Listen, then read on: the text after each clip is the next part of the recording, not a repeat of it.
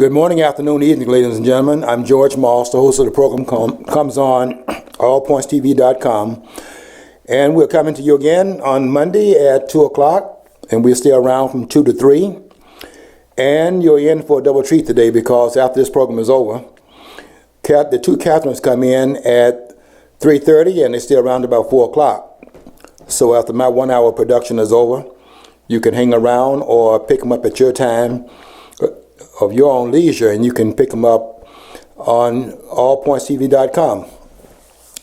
I am glad today because I think that this is, I'm beginning to think about what they meant by saying this is the worst of times and this is the best of times. And I always wonder, how can it be the best of times and it be the worst of times at the same time? But I'm beginning to see how this is an example of that. This is the best of times and is also the worst of times. And I guess the worst kind of gives volume to its alternate, because I'm very excited about these times. I'm getting more excited every day.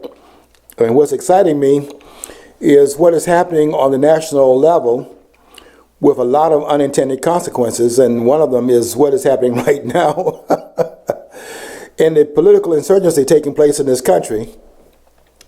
And I got to tell you something. I just wrote about it on my Facebook wall, by the way, and I got to tell you something. There is a lot of backfiring that's going on, and I can tell you something that's really exciting right now, and that is that the ruling class of this country is absolutely losing control. And I find that very, very exciting. Now, that's not the intended consequence of what they're doing, but I can tell you something, that everything they're doing is backfiring, and that's what makes it so exciting. There are a lot of things that are happening right now, and I got to tell you, I got to report this. The ruling class of this country, and they are the ones that are really lurking in the shadows, they're losing control, and they're losing it on all fronts. The political front, the economic front, and they're losing it in terms of the media going out there and being the surrogates and the first layer of defense against the ruling elements, and is being peeled away, which I wrote about in my post today on Facebook, one of my best posts, I think, that I've written on Facebook. But I'm trying to be on Facebook every day because I'm trying to point out in my posts how what is going on right now is, in the long run, going to serve the ends of this country very well and return us back to the source, which is the framers who wrote down the particulars in terms of what we must do and continue to do if we're going to continue the greatness that was started back there in 1787 when they ratified the Constitution and began to put this country on a constitutional landing point or grounding point that has really been the feather in the cap of this nation that made this country great. As long as we follow that which the framers had laid in front of us for us to follow throughout posterity, this country was great. And it has only been less than what it should be as it veered off the course of that which was in fact planned for the nation by the framers, who had it down pat. I mean, I'm right along with Ayn Rand, who said that the framers were the first intellectuals this country has produced, and so far has been its last intellectuals. And I go along with that because I don't see anyone that stands up anywhere remotely close to where they were when they began to write this document that became the one that was the standard for the entire world and has been copied by the world. And without that document, which went into some places where we had never gone before in the political landscape of any place in the country, in the history of the world, they did some things that had never been done before, and the world has copied that because they have not been able to improve upon that which the framers of this country had in fact laid down. And it's very interesting, quite frankly, how we are in fact beginning to rid ourselves of that which was put in place by the framers, and yet it's being adopted all over the world by others who are using that blueprint, that government blueprint, and putting it in place for their own edification in the lands where they are. So anyway, I'm writing about it, and I hope you'll read the post I put up today, because it is one of the posts I'm very proud of. as we're beginning to use that which is playing out in the present theater, and trying to make some sense of it, so we can make some use of it as a way of returning us back to our grounding point. Because we're not going to be able to improve upon what the framers put in place. And we can try all kinds of ways of going around and circumventing what they in fact laid down for us. But do ordain and establish this Constitution of the United States. And they said for ourselves, meaning in the present time, and they also said in the preamble, and for our posterity. So we're looking at the present and then looking long range in terms of what they had in mind to create for the present generation, and also to do it so that it begins to operate today, and then it extends itself in perpetuity into the future. And that's what they had in mind.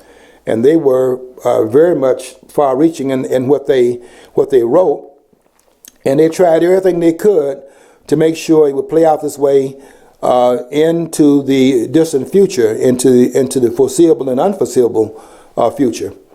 And it would have played out that way, but there's one thing that they're not counted upon, and that is this right, and that's this right here.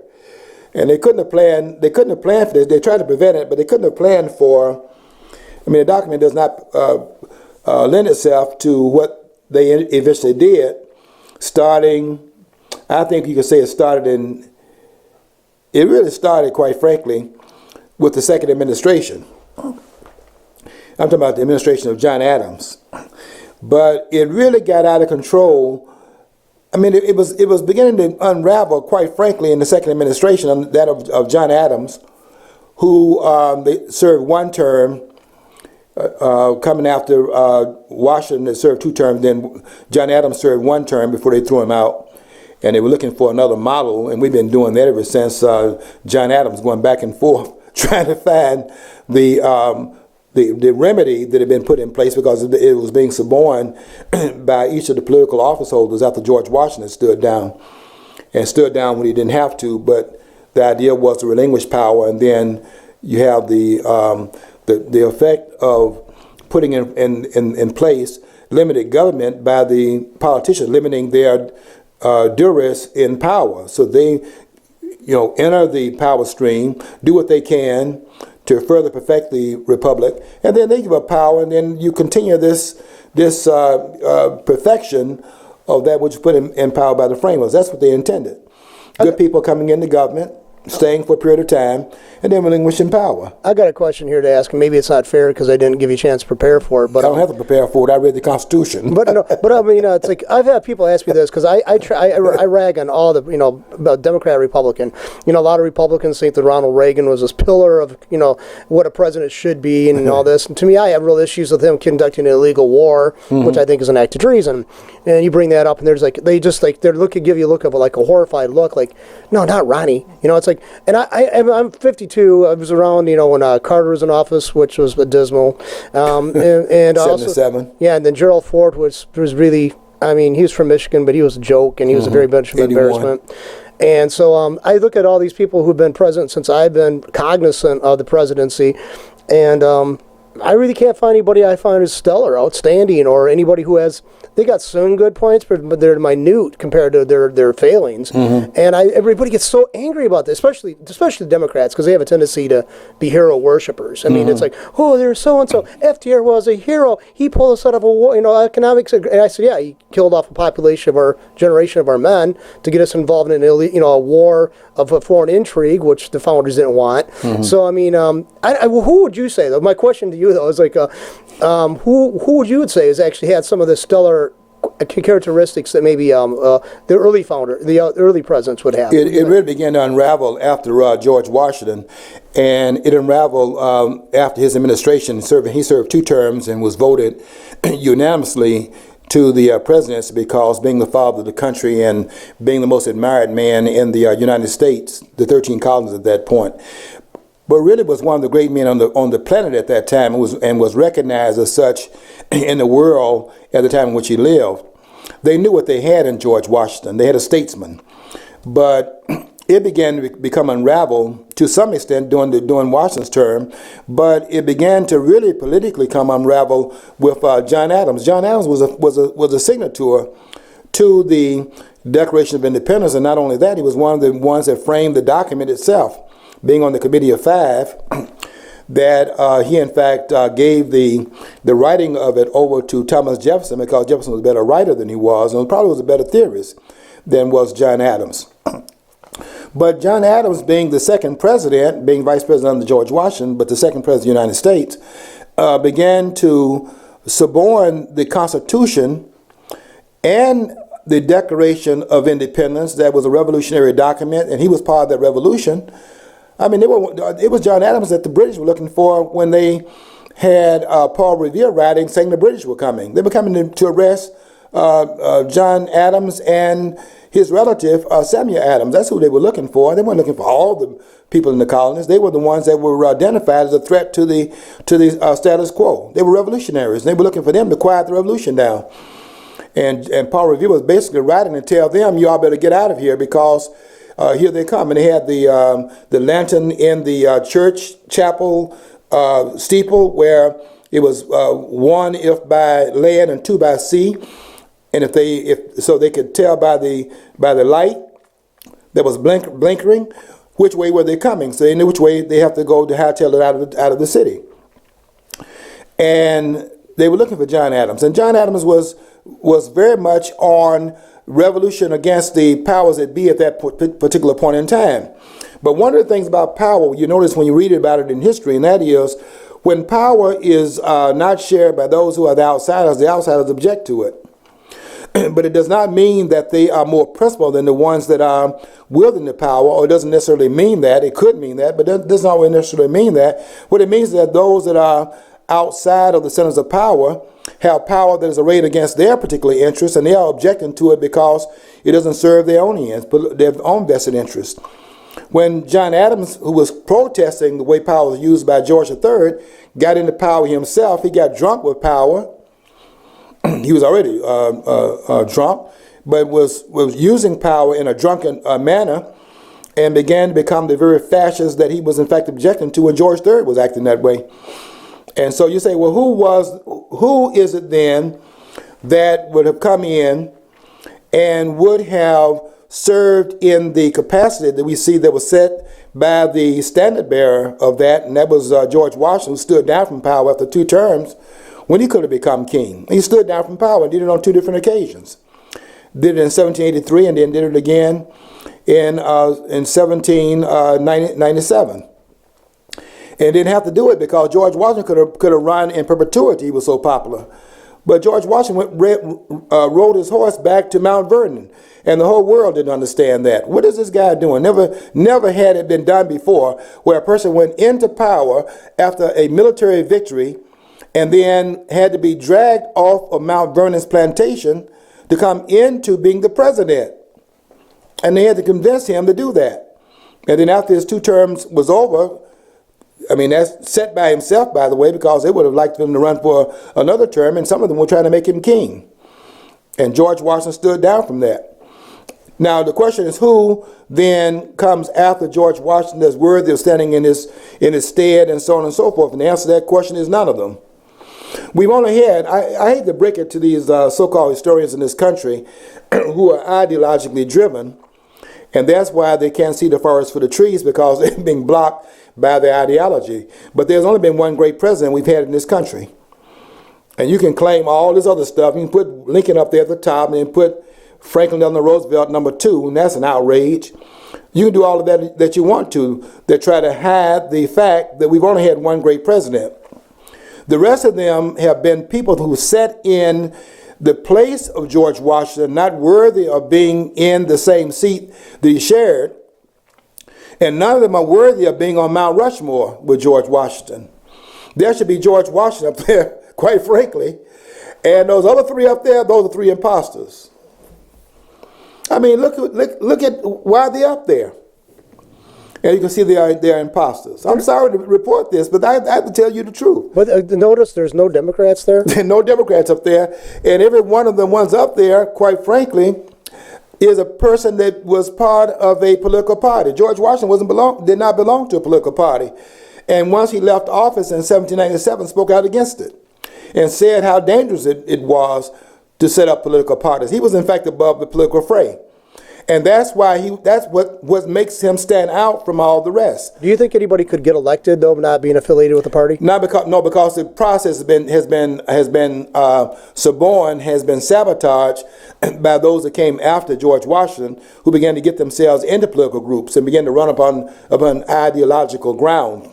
And once you start splitting in those different political directions, where you're now running from a party standpoint, what gets in the way of representing the country is the political party that you represent. The ideology gets in the way. And George Washington stand above that, and they cannot do it because they began to separate themselves into power camps. And the power camps, by the way, in case you have not noticed it, the power camps are really designed to feather the cap of the political party who wants to, in fact, operate from a position of political dominance. It's not really about representing anybody other than the party brokers and the power centers, the establishment as we call it. And it has two different arms to it: one party over here, one party over there, and they're fighting over which one will, in fact, divvy up the spoils of the political warfare that goes on inside of the two camps. And they're not really fighting for representing the American people. They're fighting for which one of the two parties will be the dominant force in terms of carrying out their own political interests. So if you just look at it, as I'm trying to do in my Facebook post, if you just look at it, you'll see that the American people are not being represented by either party. Nor can either of the two parties represent the American people. And the best we can hope for, quite frankly, is that the two political parties will get out of the way. Yeah, you can see this right now in Michigan. Mm-hmm. We voted down the very same thing they just shoved down our throats. The increase on the gas tax, as well as the licensing fees and all this stuff. We voted that whole thing, and then they turned around, shoved it down our throats so blithely. I mean, I don't see how these people think they're going to get reelected when we voted this that whole thing down, and it's Republicans doing this now. Yeah. They're finding ways to spend our money, and they don't have to. I don't remember hearing them talk about any kind of cuts. No, John, I was arguing before they did that. I knew they were going to do it because that's their resume, and it doesn't really matter. I mean, the idea of parties would be different. The fact is that they're all collectivists, and that's why. You have this guy, the Koch brother, that was on TV a couple of weeks ago, was saying that he didn't think that the politicians would be able to get this job done. And he said that the difference between the Republican Party and the Democratic Party is the Democratic Party is taking us toward a cliff 100 miles an hour, and the Republican Party is taking us to a cliff at 70 miles an hour, both going in the same direction, but going there at a slower pace. And that pretty much tells us what the difference is between the two parties. Beyond that, let's be honest here. Can we talk? Beyond that, there's no real difference between the two parties. It's just that one is going at a turtle pace and one is the rabbit in that story between the rabbit and the hare and running to the finish line. The finish line is over here where that cliff is. And both of us are taking us toward bigger and bigger government. And we need to understand that we can't solve the problems politically. All politics is, quite frankly, is trade-offs. I mean, politics to me is just like, just like the drugs they advertise on television. 85% of all of the advertisements on TV is advertising, drugs. They call it medicine. It's really drugs. And what the drugs do is that it's like a trade-off. It says, okay, if you take this drug, let's say it's Viagra. And then they tell you a whole litany of things that it will, in fact, do to you. But the trade-off is that you can have this happy time for about 5 minutes, but you're going to go blind. It can kill you. You can overdose on it, and they'll go through a whole litany of things that it does. And what it is a trade-off. So in politics, if the politicians get involved in anything, then this is what they're going to do. They're going to do this and this. Okay, fine. We're going to give you Obamacare. And then in terms of Obamacare, what it does is that the end result of it is that when government gets involved in it, the healthcare system, which was the best in the world, gets broken, and they tear that up. And then y'all get mad when Ben Carson says that this is nothing other than another form of slavery, and this is the worst thing that's ever happened to the American people since slavery. Everybody's getting mad at him because, slavery was cotton fields. But what he's talking about is that, yeah, okay, they can claim that they have this particular result here, and they're going to give health care to those that didn't have it. But what did they do? They tore up the health care system was in place. It's a trade-off. You're never going to get any problems resolved in politics that don't create more problems than what the politicians were trying to resolve. In other words, what the drugs do is put many other things in the place of disease they're trying to cure. You can't cure disease through drugs, but it can suppress the evidence of the disease, and you don't feel the effects of it, thinking that the drugs are curing the disease, because you don't feel the effects, because the drug gets between the disease and the nerve center, so you don't feel the effects. You think you're being cured. Really, it's putting more disease into the political bloodstream, and you're being sold other diseases. And eventually, if you keep taking that jump, you'll find the effects of it is that that's not been cured, nor is anything else. For example, I'm just going to stay on this point one more minute. For example, I have diagnosed myself as having type 2 diabetes. And that's a self-diagnosis. I could tell the effects of it. So I got some friends that got type 2 diabetes also. So they go over here and go to these, you put this in quotation marks, these people in white coats. And they don't see them as drug pushers because they don't wear their pants down below their thighs. This is laughable. And they went to school, and they have some degrees, and they don't talk like thugs on the street. And so they don't see them the way they see the drug push on the street. But I tell you what I do notice here is they're on the same corners. Now, why is that, you think? Why you have the drugstores in the same corners where the rest of the drug pushers are? Have you noticed all of them hang out on corners? I'll tell you what you'd never see. Go check this out. You'll never see a drugstore that's not on the corner. Folks, let me ask you something. Why is that? Why do you think that is? Have you ever seen a drugstore in the middle of the block? All right. I'll leave that alone. Let that marinate. And then ask yourself the question of why the guys with their pants down, they selling drugs, why are they on a corner? That's why you can catch traffic in both directions, right? That's also true of your service stations. Go check them out.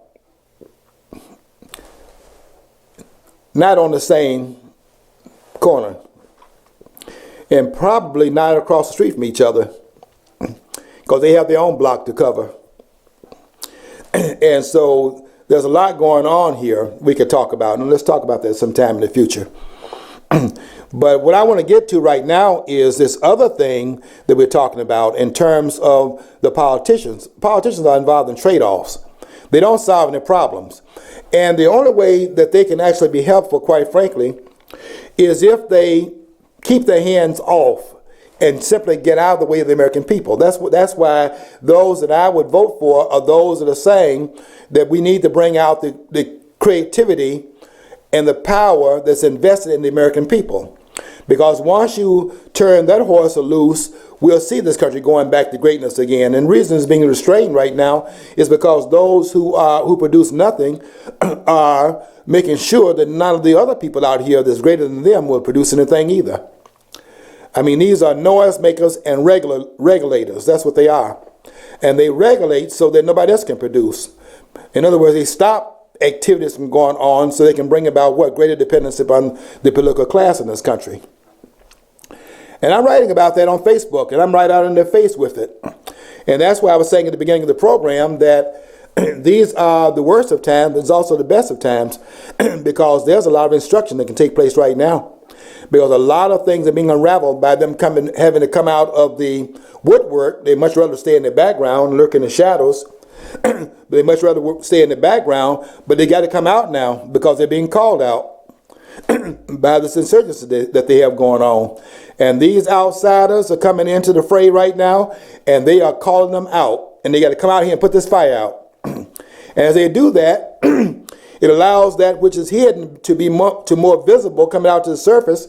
And now people can see what it was that was hidden in the shadows all along. See, that's why that's why I challenge.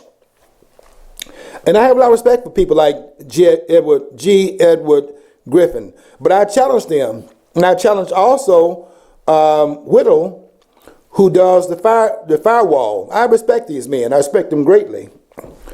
And I have a lot of respect for the courageous work that they're doing, because they're out there in the public arena and they're identifying themselves. These are patriots, by the way, and they're doing great things in terms of informing the American people to the extent that they understand, to the extent that they have studied the discourse that goes on underneath the surface, and they come up with an analysis of what is really going on out of sight and behind the scenes that's really running the politics of this country. But they miss some things also. I mean, I read G. Edward Griffin's book very methodically and carefully, and I understand exactly what he was saying. And I give him a lot of credit for going down the road a long way. But what G. Edward Griffin misses, and I think also Will misses, is also in the firewall, is that they both miss that. And they believe the money class is operating things. And if you read Griffin's book called The Creature from Jekyll Island, that's the stick that he uses, because he sees it as the money class. I'm going to prove that's not true by what I wrote today on my Facebook wall. And nobody's going to write a challenge to it, because they have not thought of these things deeply enough. My friends haven't. I have a lot of people I run with always want to point me in the direction of conspiracy. It looks that way. But we don't understand all of the, in my father's house there are many mansions. Well, in the devil's house, that's also true. And there are many corridors in which power operates, and each of these corridors is part of the shadows. What are shadows? Let me ask this question. What are shadows anyway?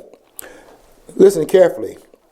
Shadows are those things that reflect an image that is in the visible part of the world. The shadows is that there's a reflection, isn't it? So then every shadow, when you say things lurking in the shadows, what the shadows are is reflecting of something that's visible. And so what is visible? The four states are visible. 3 of those states are in the government, and the other estate is the media. That's when they say the media is the 4th estate, they're right. And I wrote today on my wall, and nobody will challenge this. They may come into it, and they might, say that they have not read this anywhere before, and they haven't, because this is something new here. This is why they. So anyway, the point is that, let me go back to my main point, because I want to make it clear that there are no political answers, only trade-offs that you'll have in the political arena. And the best we can do is hope for the politicians to keep their hands off, because by keeping their hands off, they do not come into fixing problems, create other problems that are even worse in their place. In other words, the fixing of the problems is greater than the problem that they, in fact, tried to address. It becomes worse after they've addressed the problem, because what they do is expand through they're reaching into that which is going to operate within a certain way based upon all the energies involved in the way it's operating, and they come into it, make it and alter it and make it superficial. And in doing so, they set another tone in which goes off to another direction, and now you have this to deal with. I mean, that's what. Let me see if I can make a point. That's what Walter Williams is talking about when he says that in his formula of and what is that formula he uses? M times M minus 1 equals infinity. And what he means by that is that if you have a political organism or an economic organism, let's say economics, and you interfere with any, let's say, 6 of its parts, you have created a billion different possibilities just by interfering with it in 6 different ways. In other words, the reason why I don't cater to conspiracy is because it's not really conspiracy in the larger sense of them thinking somebody's in a room and they're planning all of this out. What it is that there are people who are interfering out of their own vested interests, and what they're doing in their interference, representing their own vested interests, they begin to do things with people lurking in the shadows, but representative of the four states. Believe me, they are lurking in the shadows, but they're representative. I say shadows are what, a reflection of something that's real? They are lurking in the shadows, but they're representative of the 4 states. And it's a lot of things I can say to this. But let me return to. I know I'm going around a lot of different ways. Like I know you're thinking I'm running around in circles. I'm not running around in circles. I'm very clear about what I'm saying here. But I have to make it work so that I can invite you into it, because I don't think everybody has come up with these conclusions. I know. In fact, I don't think anybody, quite frankly, has. They all got different parts of it. But I'm using what they have, and I'm working it from some other different direction, adding to it as well. And what I'm saying here is that all of these entities that are out there working in various corridors are actually working together in a certain sense also, while maintaining their separate interests. For example, the media is a 4th estate. And although the media is working cooperatively in certain ways up to its own vested interest with the other parts of the network, that does not mean that it does not have its own interest to protect and carry forward. That's why I don't buy this argument that the media is taking orders absolutely from the political class, or the money interests taking orders absolutely from the political class. Some of it is that, but they also represent a different interest. And those persons that are talking about the money interests in the country being the operative that is absolutely in control, let me run this by you. If that were the case, and I'm saying that guns run everything, then I want to ask you a question. Which of the two, the political class or the money class, is constantly asking you for your guns? Because guns ultimately rule things. Is it the bankers asking for the guns, or is it the political class asking for the guns? And doing it on a regular basis. And you ask yourself the question, why? Because they have the guns.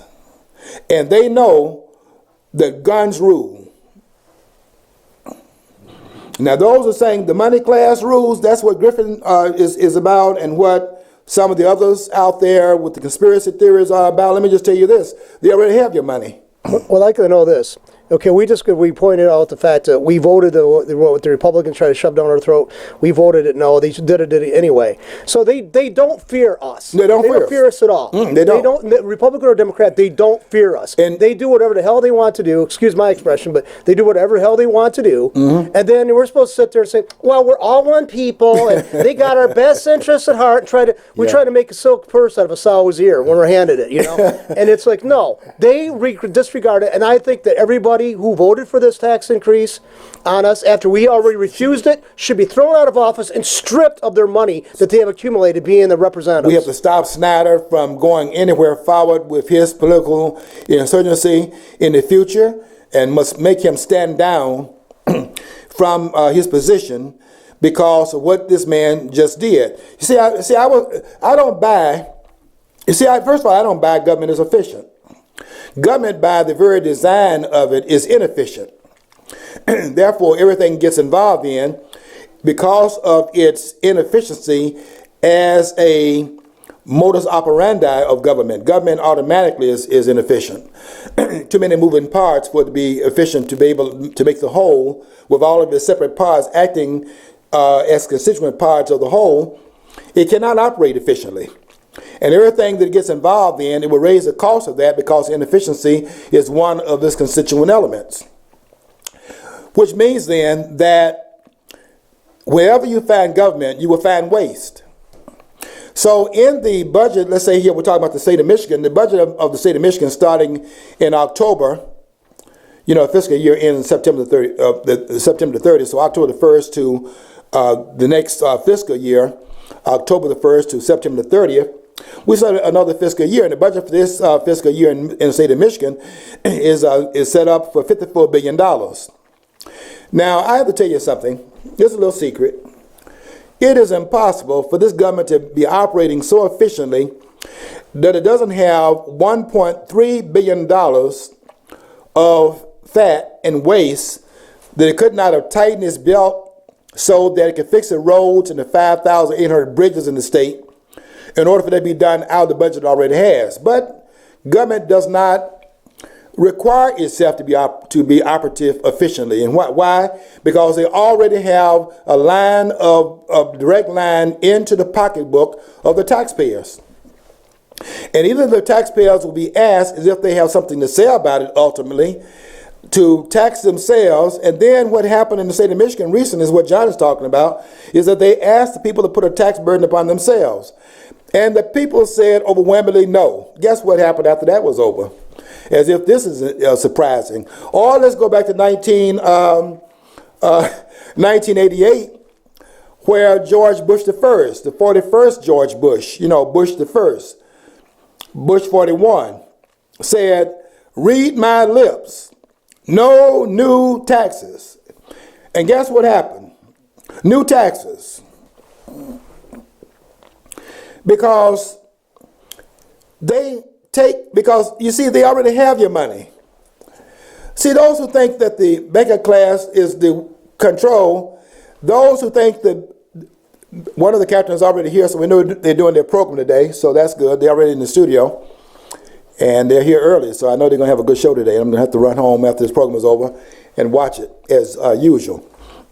So stay tuned at 3:30, because when they come to you at 3:30, they'll be coming here to do their program that follows this program every second and fourth Mondays. And we're glad to see them in the studio at this time. Anyway, what I'm saying is that those that say that the money class is running it and they are the ones that are ultimately in control, that's not true. The money interest already has your money. And they have your money as of something that sabotaged what the framers put in place in 1788 when they ratified the Constitution, which had in it 7 articles, and they amended it therein. The first 10 amendments added in 1791, which were designed to further constrain government and keep it underneath the umbrella of people's power, so it could not get out of control. And they put 10 particulars in there that further nailed down the boards of the government, trying to keep it under restraints. The 7 articles having done its work, and then some other work had to be done after that was over. And the idea was to continue to nail down boards so as to be able to control the government, because the government had to be controlled. The people will pretty much do the way they operate in the marketplace. You keep the businesses under control by the fact that a free people can control the marketplace. Why? Because if you're free, then the marketplace can only deal with the public on a voluntary basis, and it cannot operate arbitrarily because they cannot legally use force. Only the government has force, and that's why it has to be constrained. And they get in there talking about the gut, about the business have to be constrained. The business don't have to be constrained, they have to follow the law like everybody else does. And it's restrained by the profit motive. Isn't that true? Businesses must operate in such a way as to please its consumers. And they must do that on a daily basis. That's why you go in these restaurants right now. And because there are fewer people going out to eat, then they are doing things up the ante to, in fact, get you to come back because they can't force you into those restaurants. And that's why they come around your if you notice, they come around your tables right now. Didn't do that when everybody's going out to dinner. They could just kind of, make sure that they, serve good food and things like that. But they've upped the ante. Have you noticed that? They upped the ante. I mean, they're doing something additional to just making sure the food is cooked to your, how do you want it? Medium well, or you want it well, or how do you want it? And of course, you want it now. How do you want it now? So, with salad. But what do they do, quite frankly? They have upped the ante, and they come around to your table, and they ask you, how do you like the meal? And the waitress come there, and they'll ask you in 5 minutes how things are going, because they're increasing their service because they have to compete for the customer base. And that holds them in line in terms of the consumers, who are always right. I mean, some of you have seen this sign that says, number one, the consumers are always right. And then when they got number two, when the consumers are wrong, he says, go back and look at number one. Because I can tell you right now, when the consumers are wrong, you don't have that business anymore. So the consumer's always right, because that's how he or she stays in business, and the consumer dictates the terms of that relationship. And you don't need any politician getting in the way of trade, because trade will even it out in the long run and also in the short term. And I'm a testimony to that, because I look at everything that goes on in the marketplace. When you put something on sale, then I know then that's the price. And that's the price I pay. Anything above that, I'm mad. You go back to the original price. And I'm not paying that. Because I know what the price is, because I know that the price is never going to be at a point where the businessman is losing money. He's just trying to find out what you're willing to pay so he can stay in business. I definitely want him to stay in business, because I want to be able to do business with him. But I also want to advance myself in terms of the ordination of that relationship. And I have something to say about it, because I can spend my dollars voluntarily in the marketplace. And I don't need politicians getting between me and the producer in order to bring that result about. But they got people believing that they are relevant, and they're not relevant. They're irrelevant in the marketplace. So I just want to make it clear that they don't have to.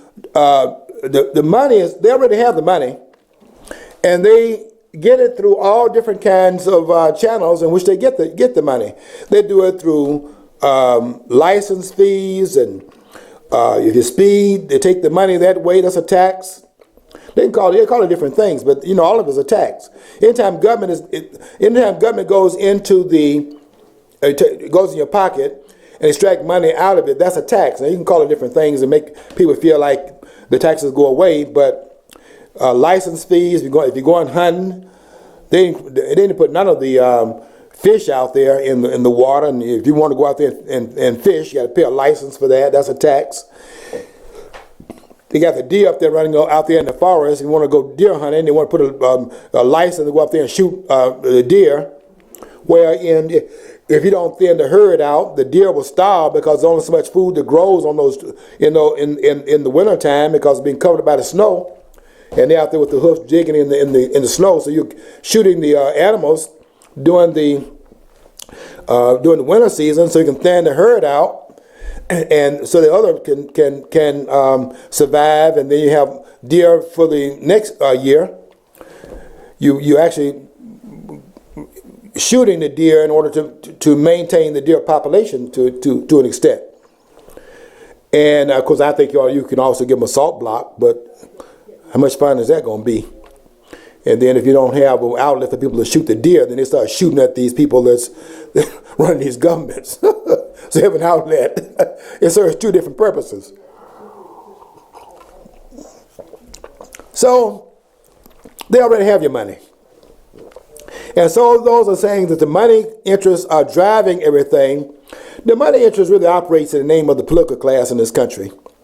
And they are the creators of that, Mr. Griffin. If you notice from the creature from Jekyll Island, you'll notice that when they set up the tax agent, the IRS, through the setup of the 16th Amendment, which was a direct tax upon income in this country, which you didn't have that until they added the 16th Amendment to the Constitution in 1913, the framers did not allow for a direct tax.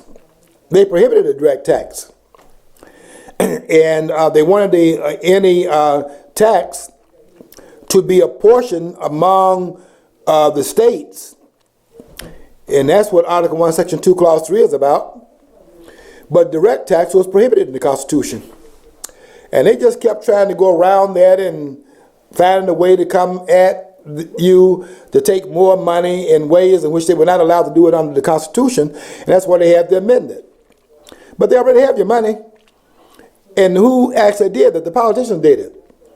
And Griffin, I have to tell you that if Aldrich, the Senator Aldrich, from the state of, what state? Vermont. I think I'm right in the state he was from. The same state where Bernie, Bernard Sanders, we call him Bernie as if he's they like to call these leftists. all the people on the left have these nicknames. Nobody on the right has any nicknames. I mean, anybody know what we're talking about when we say Ronnie? How many persons would know what we're talking about if we said somebody on the right? Let's say we talk about Thomas. Can we call him Tommy? Would you know what I'm talking about if I said Tommy? Would you know I'm talking about Thomas Jefferson? But we talk about FDR, we talk about LBJ, automatically who those persons are. JFK. But what are the names of some of these conservatives you think? Can you think of any of the letters for them in terms of that element? Well, your reason why, though, it goes back to the left's need for hero worship. It's just they're like children. I mean, look at they want to sit back there, cross-legged, like what they used to call Indian style, and they're looking up lovingly at their beloved. I mean, that's what it is. I mean, I think it's kind of weird. I mean, very subtle, but it is an insurgency in terms of them. There's an insurgency going on in the thought process, in terms of how people are being taught how to think by those who are what? Part of the collectivist class in this country that are the progressives in this country. And they're actually guiding thought, even when persons don't see their guiding thought. But that's what's really going on underneath the surface. But they have your money already. So this idea that the money class is running it, when it's the political class that is in fact regulating the money class. And if you don't believe that, then go and ask, how is it on that island that Griffin talks about? How is it that the creature from Jekyll Island that came off that island and became part of the change that went on in 1913, one of the most important years in the history of this country, where three things went on in 1913. One was the income tax that was added to the Constitution in the 16th Amendment. And then you had the way in which we elect senators in this country. We used to elect senators by the state legislatures up until the time they added the 17th Amendment to the Constitution in the same year, by the way. The 17th Amendment was the popular election of senators in this country, the same way you elect the members of the House of Representatives. And I have to tell you something on the side point on that. If you're going to elect the senators the same way and make the senators popularly elected, you ought to change the number of years they serve to 2 years, like you do for the House of Representatives. Because if they're elected the same way, why have them serve 6 years, which is never intended? And can I ask this question? Why would it be that members of the House serve 2 years, the president serves 4 years, but the senators serve more years than the president? Why would that be the case? That's the brilliance of these framers again, isn't it? Set up a brilliant system, and we want to alter that which they set up as if we have a better idea. No, Ford had a better idea. You don't have any better ideas. Ford had a better idea. And that's when they turned the light bulb on, because the idea, when you turn the light bulb on, quite frankly, that's when the light bulb turned on, is the idea already formed. Because the idea is formed in darkness. Have you noticed that? So after the idea is formed, then the light. But people think in darkness. And so Ford has a better idea, and they turn the light bulb on, because the light bulb is a symbol of the idea that is formed in darkness, and thinking occurs in darkness. I mean, that's a shadow of your thought process, and it reflects the brain and so on and so forth, and puts an image out there, right? And the image projected by the brain is a thought. I thought I would throw that in there so that the psychologists can think about that. Let that resonate for a minute. No, they have your money, and that's not anything that they have to worry about. That's why John was saying a minute ago that you could turn it down, and they act like they're going to ask you first to endorse them taking your money. And if you don't endorse it, take it anyway. And John, that's what happened in this case right here. We said no, and they came behind us and said yes. Why? Because they own it. Because they own the money, and it belongs to them anyway. Because they put it out there, and they put it out there and launder it through the banks. And I hate to say this, because I know people are not going to understand this, and it's going to take a whole different discussion and conversation. There's no money actually in the bloodstream of the nation's economy. I wrote about that today also on Facebook, and I was saying in that particular post, which nobody will come behind and say anything different, there's no money in the currency stream in this country. And we're getting ready to pay a heck of a price for that scam that's going on, and that's going to be in the immediate future of this country. And when that happens, then the shan is going to really hit the fan at that point. Because when that happens, then the collapse is already in place, is going to be visible, because it will be everywhere throughout the various quarters of the economy of the American system. We haven't seen it yet visibly, although I see it in the shadows, because I'm trained to look in the shadows and see it. We don't see it because it's lurking in the shadows, and some of the shadows are offshores. What I mean by that is those dollars are exported outside the country, because it's the currency of exchange in the international community. But once that door is shut down, all their dollars, quote unquote, there's offshores, come back here. And when those dollars come back here, that counterfeit currency comes back here, and all those dollars on these shores right here. And we see the inflation will, in fact, go up to the point where you're pushing wheelbarrows. We'll become the Weimar Republic at that point, pushing wheelbarrows in to the centers to buy a loaf of bread or carrots. We will at that point become Zimbabwe. But that's down the road. But the point I'm making here is that they already have the money, and the money is that of their own creation, and it's not even money, it's currency. There's no money in the currency stream. And I must tell you something. Only 1% to 5% of the, I mean, have you, let me say this. When you go to cash your check this week, if you're getting paid every 2 Fridays, which gives them enough time to churn up, more of the currency. Notice that that when you're getting paid, that currency is very new. Have you noticed that? It's very new. What does that mean? It just came off the printing press. You see those Chris dollars? It used to be you go to the bank, and you get these wrinkled dollars and all. And you notice those dollars are always crisp, always new. I mean, how many of these wrinkled dollars do you have in your pocket? The currency is very new, and that means what? The printing press is cranked up. But even at that, only about 5% of the currency, between 1 and 5% of the currency, is actually in that particular, order. I mean, what they do is bring that to the banks right before you begin to cash your checks. They have enough of that money, quote unquote, that currency, not money, it's currency, they put in the bank drawers so that they won't have a run on the bank. If you go in there and they can't cash your check, then you are going to be asking about where's your money. You want to go to the bank in a long line, pulling the money out, because people want their money when they don't think it's there. As long as they can maintain the idea that the money is there, people don't want their money. It's one of the real ironies, isn't it? People don't want their money if they think the money is in there with their name on it. And I listen to these politicians all the time. Every last one of them lying.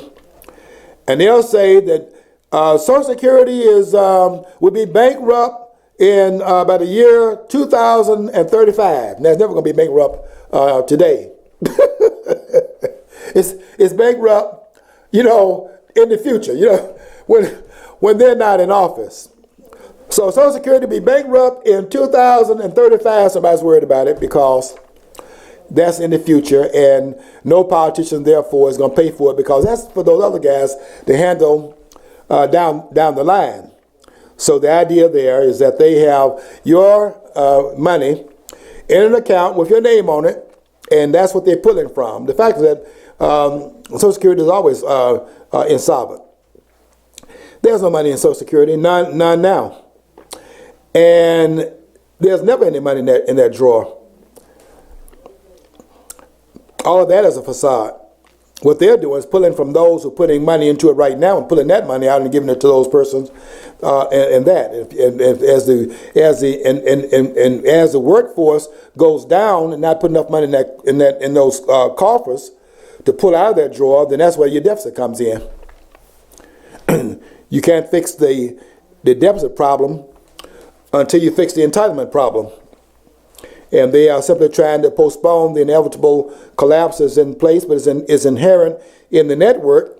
And they got to figure out a way how to do this, because the system is in trouble right now and is panicking about what happens when the people wake up to what's going on. But my point to you right now is that they already have, see, these people that got the money as a driving force and don't realize the politicians are the ones in back of it, do not really understand that the politicians are the ones driving the engine, because they're the ones with the guns. And until we get an understanding of how the units are connecting. Now, let me just say one thing before we get off the air, because this is what I was writing about today in my post. And I try to post every day because there's so much to be said about what is going on. And I write about it because we need to understand more about that which was not covered when we were in school. I mean, one guy got a book out said, everything I learned when I was in kindergarten. That's pretty much the way it was. I mean, that's pretty much our education. The rest of it you have to learn on your own. I mean, once everything you learn, you learn pretty much in kindergarten. The other things you get to teach yourself. And a lot of things like, you learn in kindergarten, line up, get ready to go to the bathroom, line up, get ready to go to recess.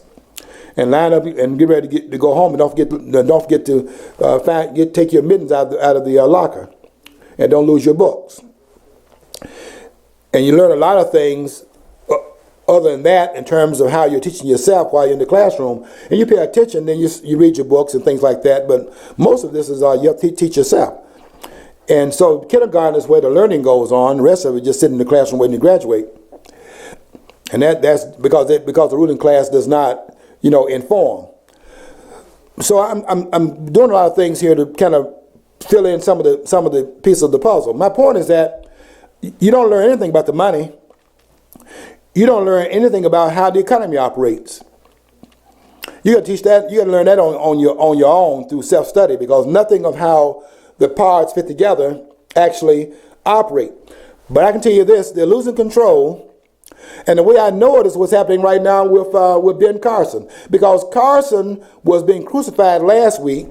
And guess what? For every day that they were on his case last week, trying to take him down because he's an outsider, threatening to go inside the corridors of power, that's a threat. And every day they were crucifying Carson last week, he was in fact getting 10,000 donors a day for every day they were attacking him, and raised $3.5 million, which was an inversion of what they had intended. They intended to take the man down. He used their energy as a fundraiser. Why is that? Because they are absolutely losing control. And even those who do not know it, they're acting in revolutionary ways that's changing the political paradigm in this country. And I'm right there in the front of it with you. And it's on now. And when it's on to this extent, then there are some changes. And so this is really the best of times, and is also the worst of times. But we are in charge. The people are becoming in charge now, and that's when we're going to have qualitative change taking place. We're seeing it going on right now before your very eyes. And they know what's at stake here, and that's why they're out there armed tooth and nail to nail these boards down, because the people are beginning to grab for power, even though they don't all see it in these terms, to take their power back. I think, John, you'll give me the signal that we're out of here, so we have to stop at this point here, pick it up next week at the same time. Want you to stay tuned for the program that comes on at 3:30. Satori's Black History Corner. They're already in the studio, ready to go forward. Until next week, want you to follow your dream. Because if you don't follow your dream, you'll never know what's on the other side of the rainbow.